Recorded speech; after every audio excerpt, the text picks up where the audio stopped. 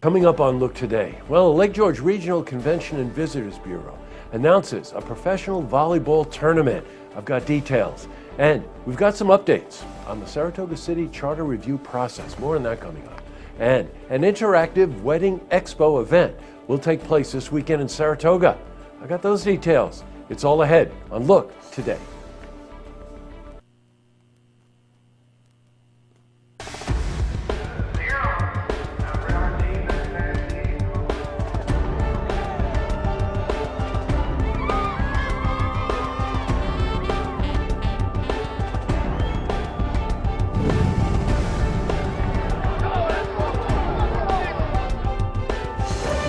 Welcome everyone, I'm Jay Hood Jackson and this is Look Today. Tonight's program, I sit down with Anthony LaPointe. He's a Chief Executive Officer for Parks Heritage Federal Credit Union in Glens Falls. And he's here to talk about the major differences between for-profit and not-for-profit financial institutions. Great interview. I also sit down with William Nikas. He's an attorney in Hudson Falls and joined by Robert Cook. He's a village trustee for Hudson Falls. They're here to talk about the community revitalization group called Phoenix Rising.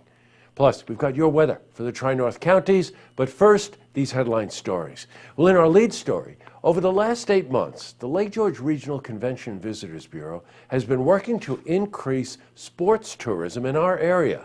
Well, a press conference was held today in Lake George to announce a National Beach Volleyball Tournament. Now, the EVP, Queen of the Lakes, Pro-Am National Beach Volleyball Tour will be coming to Lake George. It's going to happen July 14th through the 16th. How about that name? We were at the conference where we spoke to Senator Betty Little. Well, you know, our area has been looking all the time for more sporting events to bring here because they bring families, they bring athletes, they attract attention to our area. And having this volleyball tournament here is something new, but it certainly is going to attract people, athletes, spectators, and people in our own area, giving them something to go to see and be exposed to. What a great idea. All right, the event will include both professional and amateur players. It's going to take place $1 Million Beach. Well, we spoke to Ross Balling from EVP Sports Properties about the event. Basically, we'll have about 100 teams. That's about 200 athletes. 50% of those will be adults and 50% will be juniors. On a regional side, we'll probably have 50% coming from about 4 hours away. The rest will be flying in or driving in from other states. Wow. All right, in other news, we've got more updates on the Saratoga City Charter Review process. Well, the Commission met again last night to discuss the financial provisions of the new charter. Well, the Commission voted to keep the same provisions of the 2001 charter. Well, we spoke to Bob Turner. He's the Commission chair about what this means. We have decided to keep those provisions in the current charter and put them over in the new one. It requires a balanced budget, and we believe that will, and limits on how much you can borrow, and we believe that will continue the balanced budgets going in the future.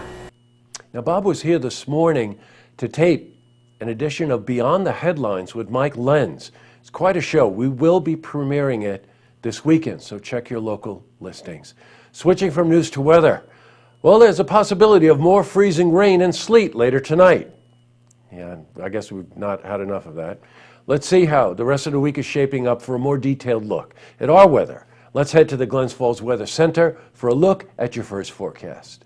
Thank you, Jesse. As we take a look at the first look weather forecast for the overnight hours of tonight, still watching a warm front and a cold front pushing our way for the short term. Some lingering moisture still crawled out across portions of Iowa. So definitely some more moisture out there as we speak tonight. Temperature wise, chilly in Burlington, 18 degrees, 34 in Albany, and we'll watch those temperatures still hanging around the freezing mark here. In fact, 32 degrees. We'll see some snow showers with mostly cloudy skies taking us through the overnight hours. Winds out of the west and southwest keeping us just around the freezing mark, and then temperatures tomorrow will be back up nicely into the 40s. Could see some early morning light patchy freezing rain the everything transitioning over to showers by the time we reach the mid-morning. Southwest winds still a factor that will help keep us above the freezing mark. Out the door, as I mentioned, some sleet or freezing rain to start the morning off. We'll quickly rise above freezing, but we could still see that glaze of icing on our cars as we head out and about for our commute. So that's something to be aware of. Give yourself a few extra minutes before you head out the door.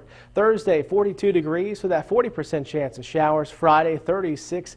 We'll hold on to about a 20% chance of rain. Heading into the weekend, we'll dry back out, see temperatures once again tumbling back down into the 20s for daytime highs Monday. Well, that's it from the Weather Center. Now let's get back to you, Jesse.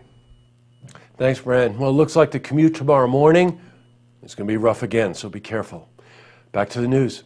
Well, here's a good one. An interactive wedding expo event hosted by the Convention and Tourism Bureau in Saratoga will take place this weekend, January 27 and 28, throughout the city of Saratoga. Now, the event will kick off at the Saratoga Springs Heritage Area Visitor Center. That's right downtown. And will continue around the downtown area. We spoke to Todd Garofano. He's the president of the Bureau. So this is not your typical wedding expo or show, right? So this is more of a progressive tour of some of Saratoga's most iconic and historic wedding venues. So think of the Hall of Springs, Universal Preservation Hall, the National Museum of Dance, places like that. Cool idea. All right, up next, I sit down with Anthony Lapointe. He's the Chief Executive Officer for Parks Heritage Federal Credit Union in Glens Falls, and he's here to talk about the major differences between for-profit and not-for-profit financial institutions. Great interview. Plus, I also sit down with William Nikas. He's an attorney in Hudson Falls, joined by Robert Cook. He's the village trustee for Hudson Falls. They're here to talk about the community revitalization group called Phoenix Rising Project. But first, if you see news happening, you want to share a story idea, how about join us for an interview? Give us a call on the hotline. The number is 798-8000.